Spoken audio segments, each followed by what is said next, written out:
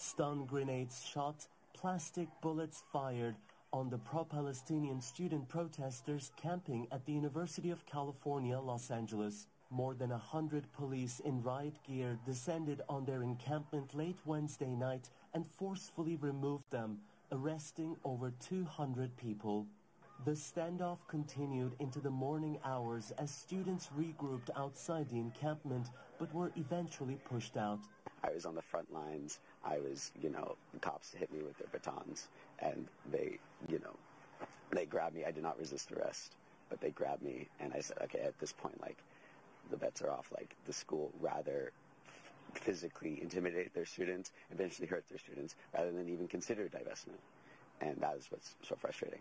Discussions around free speech and activism have also taken to city councils nationwide. Austin City Hall was filled with pro-Palestinian and pro-Israeli activists on Thursday as the council discussed a measure that calls for a ceasefire in Gaza.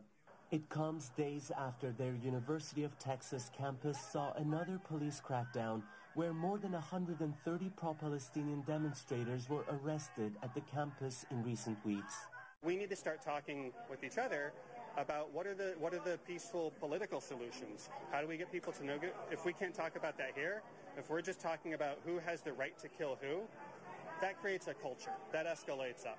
After days of silence in the face of violent confrontations between police forces and students nationwide, U.S. President Joe Biden finally weighed in. But this isn't a moment for politics. It's a moment for clarity. So let me be clear. Peaceful protest in America. Violent protest is not protected. Peaceful protest is. It's against the law when violence occurs.